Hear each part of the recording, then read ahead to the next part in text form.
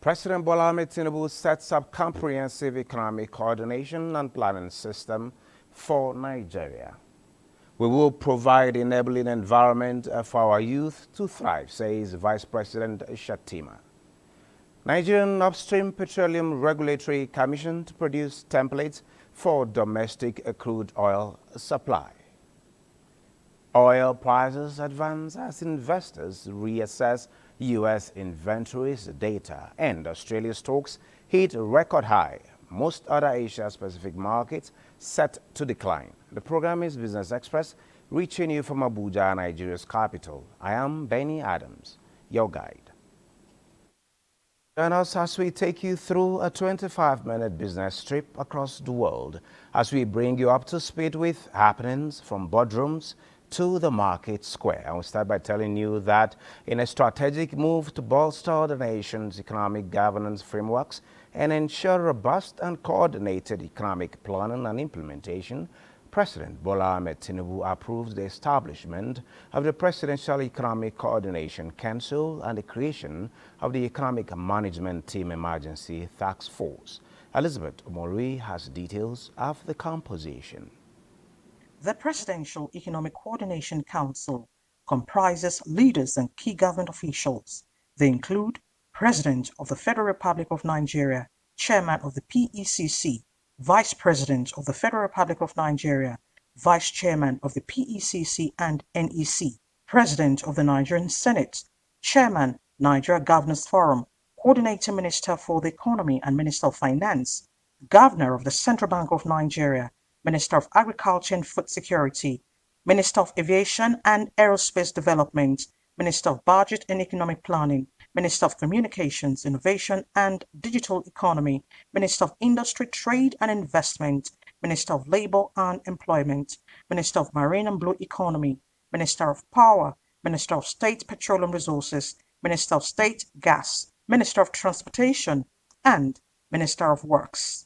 The PECC will also comprise key members of the organized private sector with the following members: Aliko Dangote, Tony Elumelu, Abdulsamad Rabiu, Amina Meina, Begun Ajay Kadri, Funke Okpeke, Doyin Salami, Patrick Okibo, Kola Adeshino, Shegun Agbaje, Chidi Ajeri, Abdulkadri Aliu, and Rashid Sarumi. Furthermore, in its determination to address immediate economic challenges and ensure the streamlined execution of economic strategies, President Bola Tinubu has established the Economic Management Team Emergency Task Force with a mandate to formulate and implement a consolidated emergency economic plan. The task force comprises key government officials and industry leaders in furtherance of the President's collaborative approach towards achieving economic resilience and growth. The EET is now mandated to submit a comprehensive plan of economic interventions for 2024 to the PECC,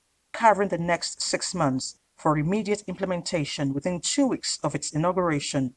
It is composed of the following members: Coordinating Minister of the Economy and Minister of Finance, Chairman of the EET, Minister of Budget and Economic Planning, Minister of Power, Minister of Agriculture and Food Security, Coordinating Minister of Health and Social Welfare, Minister of Industry, Trade and Investment, Governor of the Central Bank of Nigeria, National Security Advisor, Chairman, Nigeria Governors Forum, Governor of Anambra State, Governor of Ogun State, Governor of Niger State, Executive Chairman, Federal Inland Revenue Service, Director General Budget Office of the Federation, GCEO, NNPC Limited, Director General, Nigeria Economic Summit Group, Special Advisor to the President on Energy, Dr. Bismarck Rewani, Economist, and Dr. Suleiman Undanusa. The EMT is composed of the following officials: Coordinating Minister for the Economy and Minister of Finance, Governor of the Central Bank of Nigeria, Minister of Budget and Economic Planning, Minister of Industry, Trade and Investment, Minister of Communications, Innovation and Digital Economy, Minister of Works, Minister of Labor and Employment, Minister of Agriculture and Food Security, Minister of State Petroleum Resources, Minister of State Gas, Minister of Power, Minister of Transportation, Minister of Aviation and Aerospace Development, and Minister of Marine and Blue Economy. The President's formation of the PECC under his chairmanship alongside the creation of the EET, led by the chairman of the EMT, is the manifestation of a unified strategy aimed at enhancing Nigeria's economic management architecture for verifiable improved performance. Over the next 6 months, the EET will focus on rapid implementation, monitoring, and evaluation of critical initiatives to advancing Nigeria's economic objectives. Now, you will agree with me that the president on Wednesday took a very definite step towards reviving the nation's economy with the establishment of this comprehensive economic and coordination plan and systems for the country. And to speak on the economic benefits of this move is an economist, Yushewu Aliu. He joins us via telephone for the conversation. Yushewu Aliu, a very good morning to you and welcome to Business Express. Thank you. Good morning, Malam Musa. Thank you. It's Benny, not Musa, this time around. Oh, sorry, Benny. Thank you. Sorry. Thank you. Thank you. Great. Yeah. Now, President Bola Ahmed Tinubu has just established a 31-member economic and coordination council, and you will agree with me that it is a great number and great personality. What's your take on such a move, particularly at a time such as this? It is a proactive move by Mr. President to coordinate the economy. Before this time, most of the economic managers are operating on a different scale. And there is no way an economy that is having so much of challenges that ranges from fiscal and monetary to be operating in exclusions with other membership. And that is why I think Mr. President has made it right first to take proactive measures, because he is the one that is elected by Nigerians to coordinate their economic life and to also put prosperity in each and every household. And therefore, the composition that the President has made is another hope that we think that both from the government side and from the private angle are equally diligently represented. When I say diligently represented, is that all of them are stakeholders in this economy, and each and every one of the personality that is involved in this committee is an individual that has certain level of experience in managing either private businesses or government business. If you listen to conversations on the streets and in some offices around Nigeria, you will hear a lot is being said about the moves being made by the CBN using the MPC, not just tightening liquidity, but steps that have been taken to ensure that inflation is reduced, as well as the Naira being appreciative, possibly almost on a daily basis. Now with this 31-member committee set up, what should be their topmost priority? Their topmost prosperity is, first of all, the two committees. The first one is to coordinate the activities of the committee. This coordination should include not only coordinating the policies, but coordinating how these policy successes will be disseminated to Nigerians so that they can be abreast of the happenings of their economy. The second aspect is the combination of the coordinators and the executors. The two committees, if you watch carefully, Mr. President is part of a committee, and the Vice President also is part of it, and the National Assembly are part of it. But what interests me more is a situation where the CBN governor will sit along with businessmen. If the businessmen are complaining about tightening monetary policies in their access for liquidity to boost economic efficiency in their production line, it is now a very good angle at which they speak one-on-one. And that is also important for me, some of us that are always crying that definitely inflation has to be controlled. And we have said it with that number that what Nigerians are looking for is for prices to be stabilized. The Nigerian consumers are waiting for that. The Nigerian business people are looking for that. And here is an opportunity where industrial players, especially in different industrial capacity of Nigeria, the cement industry is represented by Dangote and probably Rabiu, Isiaka Rabiu, Abdul Samad Rabiu. They are going to be sitting along with the operators. But I think also there should be first consideration to look at how to save a common man to have food on his table, how to save those who are low-income group in the economy to be able to be participating efficiently. And that is if the two committees are working together too, because the executors and the planners must also be considerate in taking certain decisions that will affect the economy. Thank you very much, Sheikh Aliu, for sharing your thoughts with us at this particular point in time. And as the committee sets to work settled to get work done, we will also be looking at some of their activities and their achievements, and we'll get to have the conversation ongoing. Meanwhile, the federal government has also constituted a ginger blight epidemic control task force towards eradicating the fungal infection affecting production of the root crop. Minister of State for Agriculture, Aliu Sabi Abdullahi, said the outbreak of the disease affected ginger worth 12 billion naira in 2023. Musa Baba Aliu has a report. The outbreak of blight, a fungal infection in root crops, is gradually crippling social and economic activities in ginger-producing states. Nigeria is said to have lost close to 15 billion naira due to her inability to export ginger in 2023 as a result of the outbreak of the disease. Kaduna is the worst hit, being the largest ginger-producing state in the country. The ginger blight issue is a very serious issue. This is 9,000 farmers that have been affected, almost 2,500 hectares of land. Preliminary investigations have revealed that the ginger blight is as a result of fungus, and we are trying to see the researchers work on it to know the exact type of fungus so that we can get a remedy to it.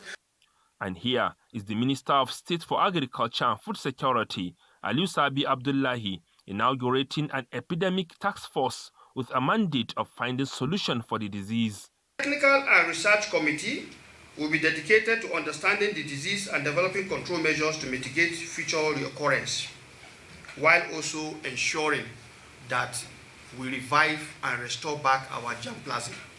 Ginger farmers in the epidemic areas are advised to suspend planting of ginger for now, as government rolls out support to alleviate their social and economic challenges. Well, the most important thing is for us to have solution by having clean seeds that have not been affected, which is why the research institutes have started work now. They are using tissue culture to get clean ginger seeds, so that we'll start planting those ones that are free of the fungi. NADF is going to do is that we are going to invest in reinvigorating this very crucial crop that we have. We are starting out with some sort of a livelihood reconstruction for the farmers. The Kaduna State government is asking or has mandated that the farmers go on crop rotation.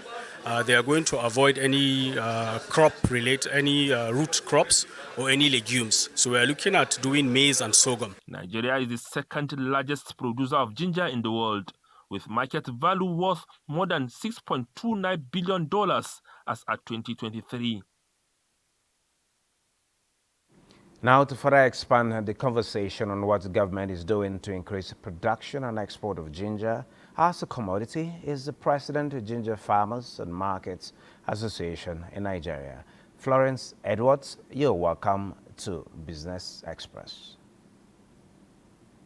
Thank you very much, and good morning to you all. Good. Now, how important is ginger to the Nigerian economy? We hear about 12 million naira or much more has been lost just in the last farming season, with particularly farmers and marketers in Kaduna State are most affected. How significant is this commodity to the economy? Nigerian ginger happens to be the spiciest ginger in the whole world. And the world is looking for Nigerian ginger anyway. Nigeria is the third ginger producing nation. Now, what happened? Nigeria as a whole has lost a whole lot of money from what happened last year. It's unfortunate that it happened. And thank God that a way forward is being looked into and Nigeria will come back to be the best ginger they are into the world.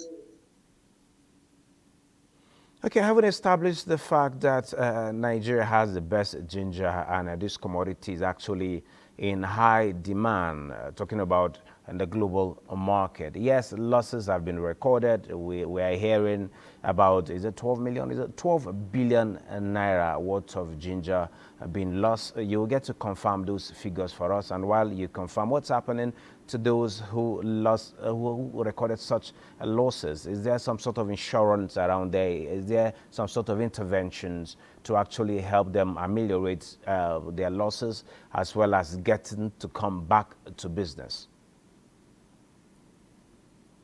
Well, if you ask me, I can tell you what the association is doing, but I cannot tell you what the government is doing because government is not carrying us along. What they are doing on their own. And we were trying as much as we could. What happened to the farmers is not well emphasized. It's not well known that some farmers committed suicide because some of them cannot bear the shame and the loss that they are facing. They are all down. What Nigerian loss is more than 12 billion, sir. And what Nigeria lost in terms of dollars is even more than that. Nigeria lost a lot of money, and farmers are crying because we have almost 90% of farmers' crop and farmers' products destroyed by this epidemic. And then we don't know what to do. But we now have to go back to some individuals, the private sectors, to come and help the association. And by the way, sir, our name is Ginger Growers, Processors and Marketers Association of Nigeria, GGP MAN. Thank you, sir. Thank you very much for that insight as to the efforts you are taking to ensure that you get back to business.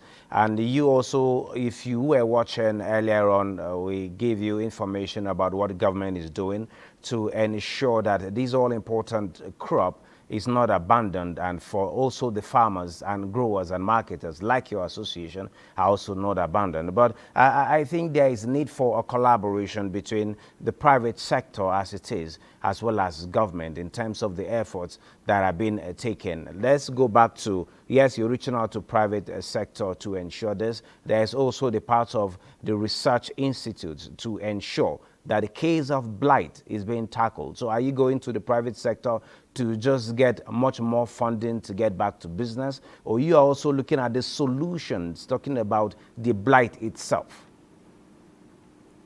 Yes, we're looking at the solution because by the time this thing occurred, we got to know about it in late July, August. And since then, trying to see how to combat the situation and to save Nigeria ginger, which by right is our pride.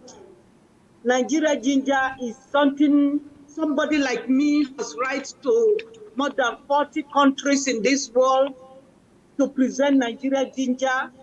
And I'm very proud of being a leader in Nigerian ginger.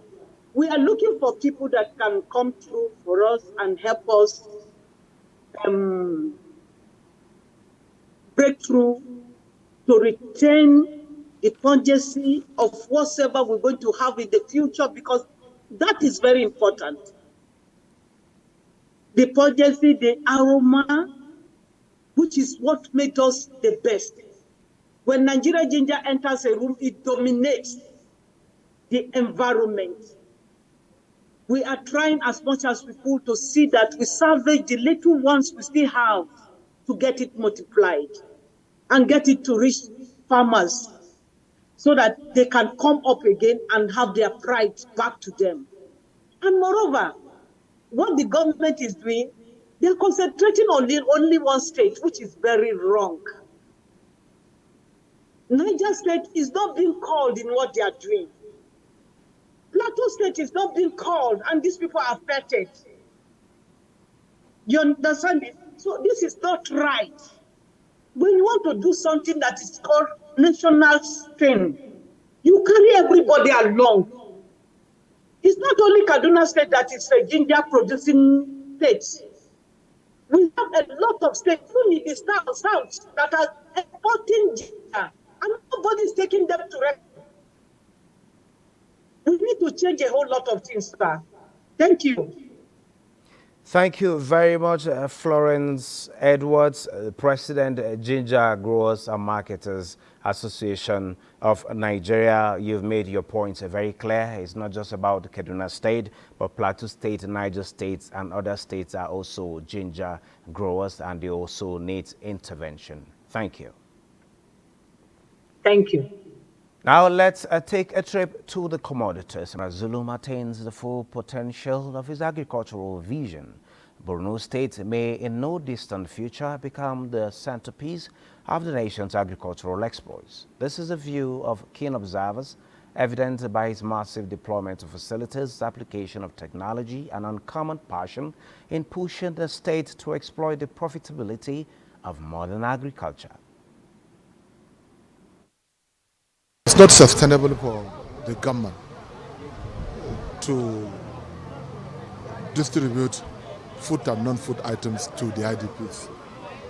There is a need for us to strengthen the resilience of the community, and therefore, there is peace now in Borno State. So people should be encouraged to go to their farmlands, cultivate their farmlands. Now, global oil prices edged up on Thursday, recovering from two consecutive sessions of decline as investors reassess the latest U.S. crude oil and gasoline inventories data and return to buying mode. Brent crude futures for May were up 29 cents at $86.38 a barrel, while the more actively traded June contract rose 28 cents to $85.69. The May contract expires on Thursday, while the U.S. West Texas Intermediate crude futures for May delivery were up 41 cents to $81.76 a barrel. In the prior session, oil prices were under pressure after U.S. crude oil and gasoline inventories rose unexpectedly last week, driven by a rise in crude imports and sluggish gasoline demand. Accordingly, the Energy Information Administration data has hit on that. Now let's see how much the Naira is exchanging for other currencies. Now, as the Nigerian equities market opened for business this morning, we bring you details of yesterday's transactions where investors gained 187.24 billion naira as the whole share index advanced by 0.32% to close at 103,952.47 basis points. The total volume traded advanced by 33.46% to close at 499.71 million naira, valued at 12.41 billion naira and traded in 10,260 deals. Access Core was the most traded stock by volume, while GT Core was the most traded stock by value with 2.52 billion naira units traded.